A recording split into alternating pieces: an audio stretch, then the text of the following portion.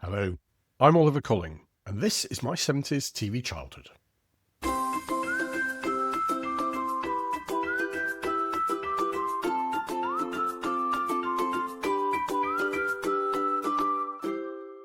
Hello, and welcome back to my 70s TV childhood, podcast that celebrates what it was like to grow up as a child in 1970s Britain, and the important role television played in our lives and in the lives of our families back. If this is your first time with the podcast, a very warm welcome to you.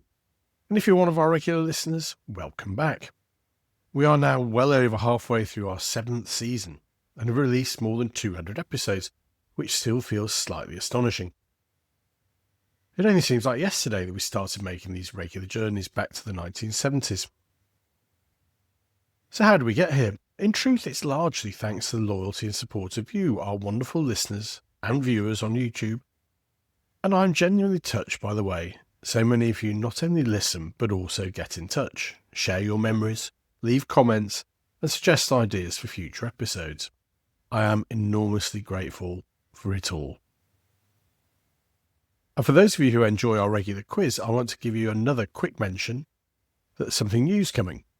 The finest minds in podcast land have been hard at work on a version of our theme tune quiz that you'll be able to play at home with family and friends. And we're almost at the point where manufacturing begins. But before we push the button, we'd be really grateful if you could let us know whether it's something you might be interested in buying. There is absolutely no commitment at this point, but it would help us to judge production numbers. So if the idea appeals to you, please visit our blog at www.my70stvchildhood.com and let us know. Any purchases will help towards the cost of producing this podcast, so it would be very much appreciated. Thanks to all of you who have been in touch about the game so far. More details, including the launch schedule, will follow soon, and we're also planning a very special opportunity for listeners to be involved in an event to mark the launch. So watch, or perhaps listen, to this space. If you have been in touch recently, and I haven't yet replied, I do apologise. My day job continues to get in the way a bit, and I know I owe several of you a response. Thank you for your patience, and thanks as always to everyone who's contacted us. If you would like to share your memories, suggest subjects for future podcasts, or just simply say hello, there are several ways to do it. You can leave a comment on our blog at www.my70stvchildhood.com, or find us on Facebook, Instagram, X, YouTube, and LinkedIn. We are now also live on TikTok, which I am still getting the hang of, although I understand this means that we couldn't be more down with the kids if we tried. You can also email me at oliver@my70stvchildhood.com. It's still summer holiday time here in the UK at the time of recording, and we've spoken about what holidays used to be like in the 1970s many times on this podcast, and it's a subject I do get a lot of correspondence about. Many of you, like me, spent all your childhood holidays in the UK, often going back to the same place, which sometimes was a seaside resort.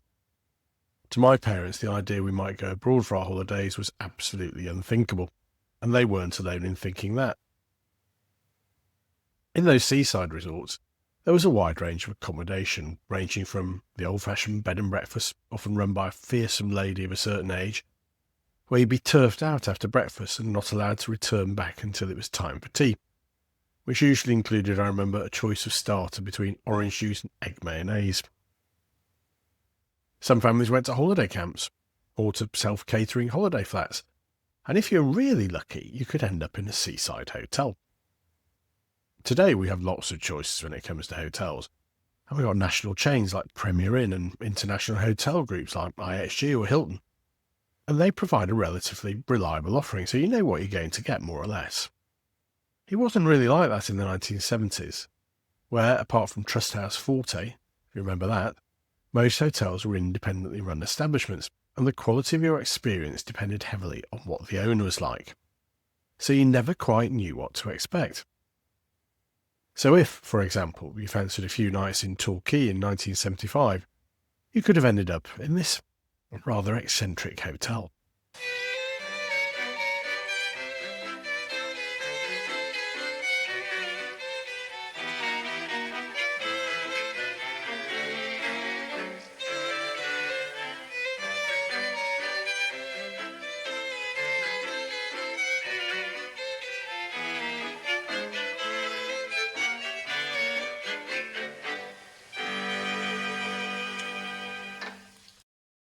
Now, there are certain television programmes that you can describe as classics. There are others you can describe as iconic. And then there are those very rare programmes where you only have to say a couple of words and practically everybody knows what you mean. Fawlty Towers. And if, as a child with your parents, you've ever stayed in a slightly shabby British hotel, being confronted by a receptionist who clearly wishes you weren't there, waited far too long for your breakfast, or found yourself wondering whether the person running the place has actually received any training whatsoever, well, you may have had a little taste of life at Fawlty Towers. Although hopefully without the goose stepping, or the shouting, or the fires in the kitchen, or the rats in the biscuits, or indeed in Basil Fawlty. Actually, come to think of it, probably most of you have had very good hotel experiences. We're going to go back to what many people reckon is one of the greatest British sitcoms ever made. A sitcom which lasted for just 12 episodes. Yes, 12 episodes over 2 series, and that was it. 2 series of 6 episodes, and yet, more than 50 years after the first episode was broadcast, Fawlty Towers remains part of the British cultural furniture. It gave us Basil, Sybil, Polly, Manuel, and the Major, plus a collection of guests who discovered, usually far too late, that the man supposedly running the hotel was probably the last person on earth you would like to be running your hotel. And we're going to spend quite a bit of time with one particular episode. An episode that's given us one of the most famous catchphrases in British comedy, and which involved some German visitors.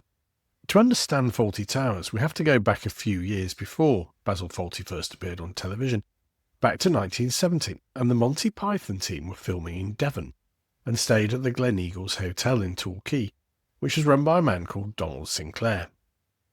Miss Sinclair appears to have been an extraordinary character, and John Cleese later described him as one of the rudest people he had ever encountered. The Pythons apparently found him so difficult that most of them decided they would be better off staying elsewhere.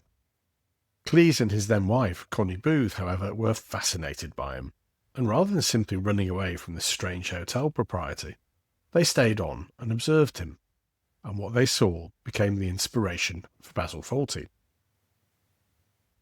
The real hotelier apparently had very little interest in the traditional concept of hospitality, which is quite useful when you're trying to invent a sitcom character whose principal problem is that he hates having guests in his hotel. The idea was wonderfully simple. Take a hotel proprietor, give him an enormous inferiority complex, and make him desperate to impress people he considers socially superior. Add to that a volcanic temper, and then surround him with people who are either more competent than he is or considerably less interested in doing what he tells them. And there you have it, Basil Fawlty. The origins of the character are well documented, including Cleese's encounter with Sinclair at the Gleneagles Hotel, but there was another crucial element, and that was Connie Booth. Because Fawlty Towers wasn't simply a John Cleese creation, as it was written by John Cleese and Connie Booth, and that partnership is incredibly important to understanding why the show works so well. John Cleese was already famous by the time Fawlty Towers came along. He was one of the members of Monty Python, and was already known for his extraordinary physical comedy, his towering height, his voice, his facial expressions, and his ability to play pompous, angry, and ridiculous characters. But Fawlty Towers gave him something slightly different, as it gave him a character who was essentially trapped by his own personality. Basil desperately wants to be respected. He wants to be thought of as sophisticated. He wants to be considered a successful hotelier, and he wants to be treated as an important person. Unfortunately, Basil's personality keeps getting in the way, and usually Basil himself is the problem. Connie Booth, meanwhile, played Polly Sherman, the waitress and chambermaid, who is effectively the only person in the hotel capable of keeping things vaguely under control. And that was an inspired decision because Polly is the perfect counterbalance to Basil. She's calm, she's practical, she's intelligent, and she's constantly having to clean up after him, both literally and metaphorically. The two wrote both series together, and The Germans, which we're going to come to shortly, was written by Cleese and Booth and directed by John Howard Davies. One of the things that makes Fawlty Towers so impressive is the precision of the writing. These aren't loose sitcom scripts where people wander into a room and exchange jokes. The episodes are carefully constructed farces where characters move in and out, information is revealed, misunderstandings develop in front of us, and then everything begins to collide, usually with disastrous results. So let's have a recap on the main characters. Let's start with Basil again, played by John Cleese. Basil Fawlty is an extraordinary, almost grotesque creation. He isn't just a man who gets angry, he's desperately angry because he thinks he's better than everyone around him, and yet, deep down, seems to be painfully insecure. And that's what makes him funny, and sometimes excruciatingly difficult to watch, in my experience, in a similar way to how I felt about Frank Spencer. He's constantly trying to maintain dignity, and constantly losing it. Then there's his wife Sybil, played by Prunella Scales, which was inspired casting. Sybil is one of those characters who doesn't actually have to shout very much because she can destroy Basil with a single withering look, or just by shouting his name. Basil! Just that one word, and you know that something has gone badly wrong. Sybil is the real boss of Fawlty Towers. Basil may technically be the proprietor, but everybody knows who's really in charge. And then there's Andrew Sachs as Manuel, the Spanish waiter from Barcelona, whose English isn't terribly good. Basil's patience with Manuel is almost non-existent. Manuel, meanwhile, is desperately trying to do what he's been asked to do, normally with chaotic consequences. And then, as we mentioned, there's Polly, Connie Booth, the sensible one, the person who can actually see what's going on. And then we have the regular hotel guests and residents. The Major Gowan, played by Ballard Berkeley, was a wonderfully old-fashioned character who spent an astonishing amount of time talking about the war or his time in India. He also espoused some views which sit a little uncomfortably with our society today, but we won't go into that just now. Then there are Miss Tibbs and Miss Gatsby, played by Gilly Flower and Renee Roberts. These characters hark back to the time when some hotels had permanent or semi-permanent residents, but also gave the show a regular cast, whom the viewers could get to know over the course of a series. It also allowed individual guests to feature, to add to various plots, and there's one in particular I remember very well, Mrs. Richards, played by Joan Sanderson, known to many of our listeners as Miss Hewell in Please Sir. And she is, quite simply, the sort of hotel guest who can make you understand why Basil occasionally considers walking away from the hospitality business altogether. Mrs. Richards has, well, what should we say, very precise requirements. What's the matter with you? Now listen to me. I booked a room with a bath. When I book a room with a bath, I expect to get a bath. You've got a bath. I'm not paying £7.20 per night, plus VAT for a room without a bath. Where is your bath? You call that a bath? It's not big enough to drown a mouse. It's disgraceful. I wish you were a mouse on a string. And another thing. I asked for a room with a view. Deaf, mad, and blind. This is the view as far as I can remember, madam. Yes, this is it. When I pay for a view, I expect something more interesting than that. That is Torquay, madam. But it's not good enough. Well, may I ask what you were expecting to see out of a Torquay hotel bedroom window? Sydney Opera House, perhaps? The hanging gardens of Babylon?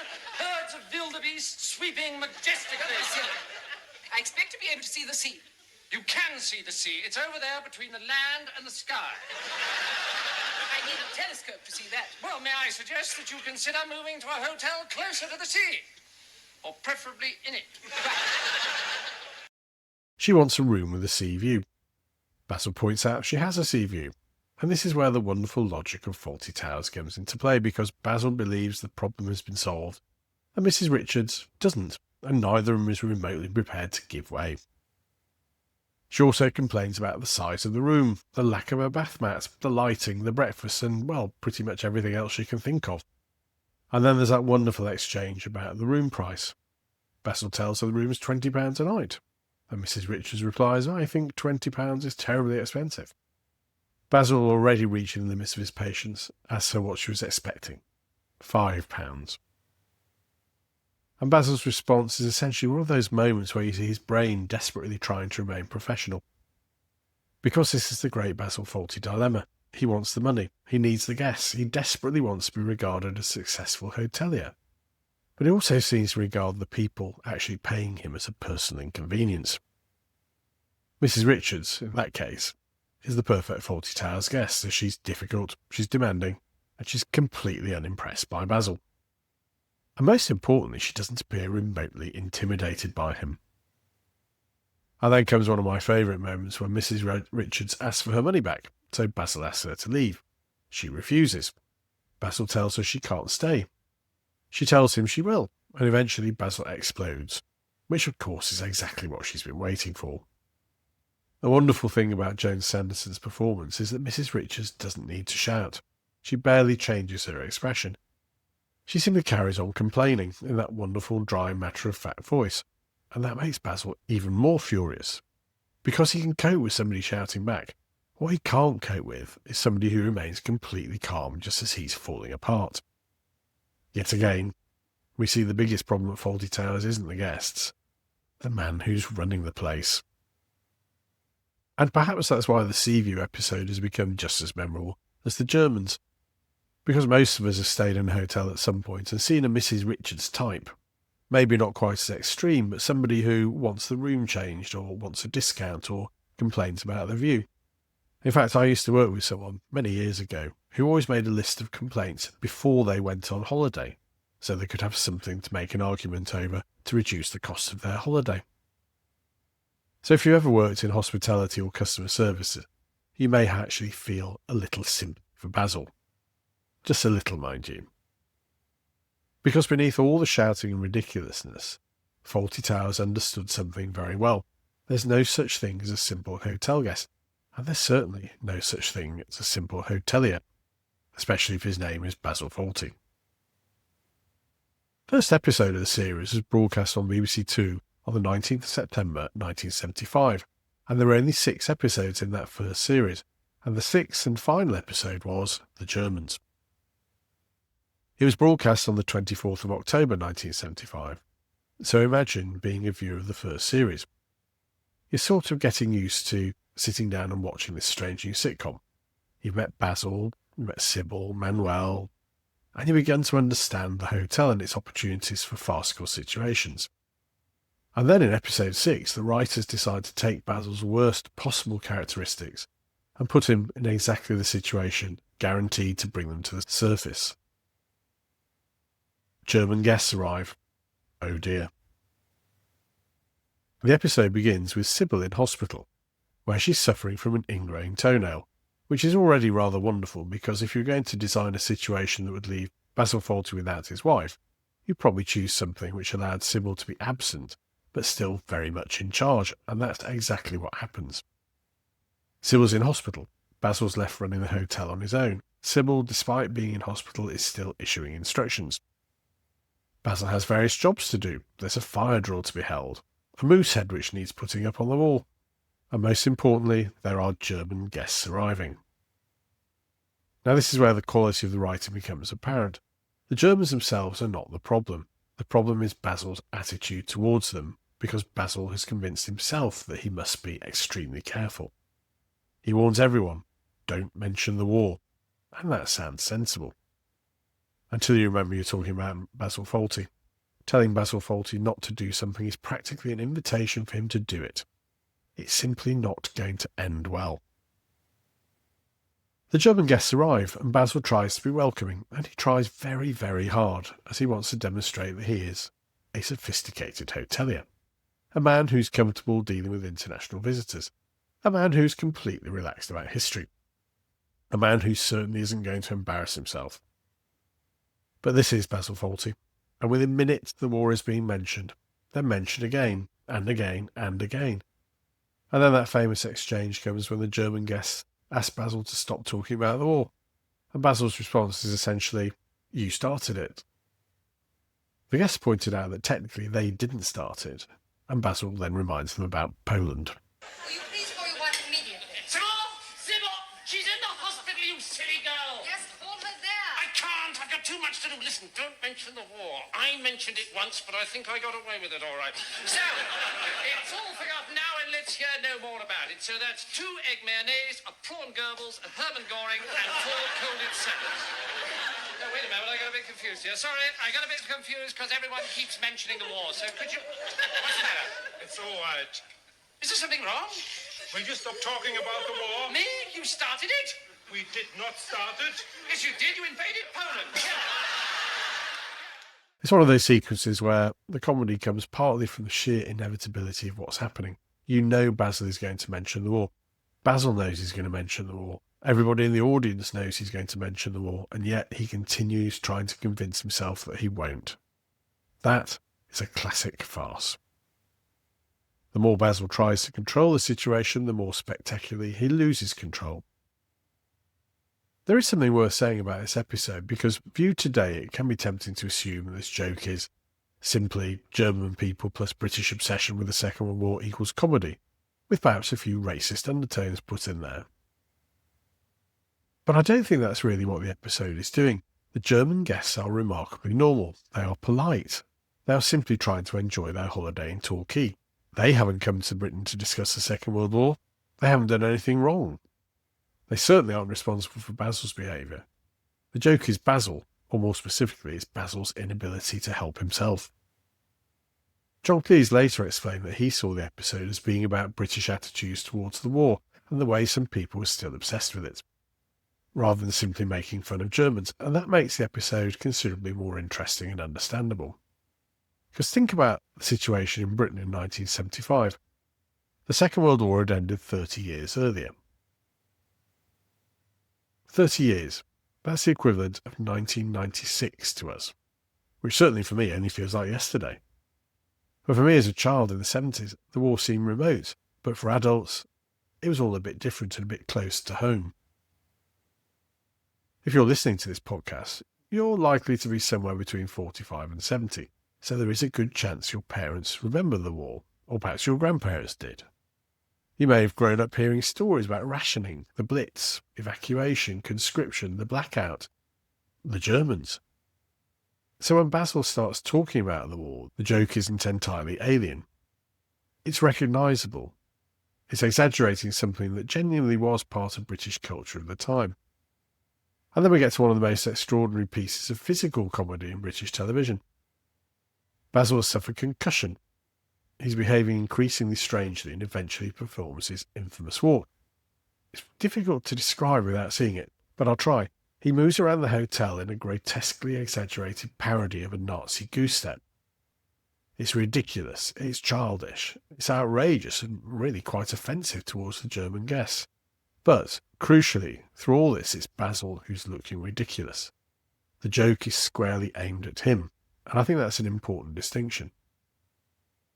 Basil is desperately trying to demonstrate his knowledge and sophistication, and instead he ends up looking like a man who's completely lost his mind. But The Germans isn't simply an episode about the war, and that's another reason why it works. There are several plots operating simultaneously. There's the fire drill that goes wrong, the moose head, Sybil's absence from the hotel, Basil's concussion, and there's Manuel, as always. And then there are the German guests and the increasingly chaotic running of the hotel.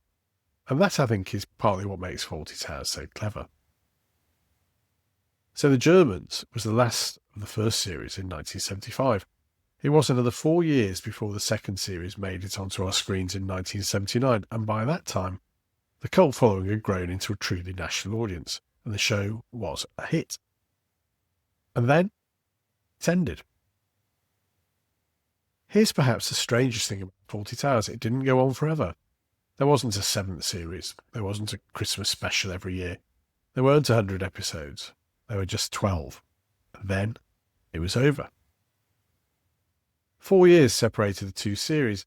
And perhaps that's part of the reason it remains so beloved, as there was never enough of it to become stale. Basil never had time to become ordinary. And you don't get to the point where you thought, oh no, not another episode about Basil getting angry with guests in the restaurant. There were only 12 opportunities to see the hotel implode, and every one of them feels quite precious. For those of us who grew up in Britain in the 1970s, Fawlty Towers also belongs to a very particular television era. It was on BBC Two originally, and, as we often hark back to on this podcast, it was the age of sitcoms that assumed the audience was sitting in the same room watching it together. There was no streaming, no box set sitting on your television, no recording every episode on a hard drive. If you missed it, you missed it. And when something became popular, everybody talked about it. That's one reason some of the catchphrases became so powerful. Don't mention the war. Basil. Manuel.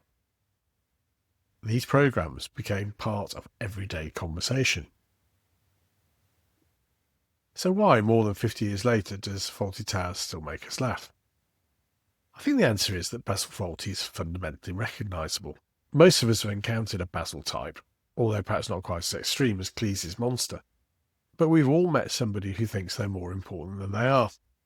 We met somebody who desperately wants to appear sophisticated. We met somebody who blames everybody else when things go wrong. We met somebody who cannot admit they made a mistake. And we've probably, if we're honest, occasionally behaved a bit like Basil ourselves.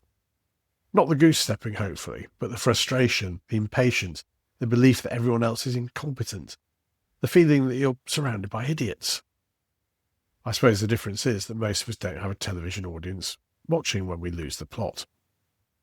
Basil does, and that's why he's funny or tragic, depending on your viewpoint. There's a lovely irony about Fawlty Towers. It is a programme about a hotel that isn't very good at looking after its guests, but it's been extremely good at looking after its audience because generation after generation has discovered it. People who watched it in 1975, people who discovered it through repeats, people who watched it on video, people who've bought DVDs, and now people can simply press a button and watch the whole thing. Although I suppose if Basil Fawlty had been given access to streaming services, he'd managed to lose the remote control, not be able to access broadband, and probably blame Manuel. So there we are. Basil Fawlty, a man who wanted to run a prestigious hotel, a man who wanted respect, a man who wanted to be considered a gentleman, and a man who almost every time opened his mouth made the situation considerably worse. Perhaps that's why we're still fascinated by the character, because somewhere underneath the shouting, the arrogance, panic, and the terrible customer service, there is a little bit of Basil in us all, although, as I mentioned earlier, hopefully not too much. And for those German guests who came to Fawlty Towers for a quiet stay, they asked for nothing more than a room, some food, and a little peace. Instead, they got Basil Fawlty. And perhaps the greatest lesson of the whole episode is this. If you ever find yourself running a British hotel and a coachload of German tourists arrive, just remember Basil's advice: whatever you do, don't mention the war. Oh, sorry, too late, I already have.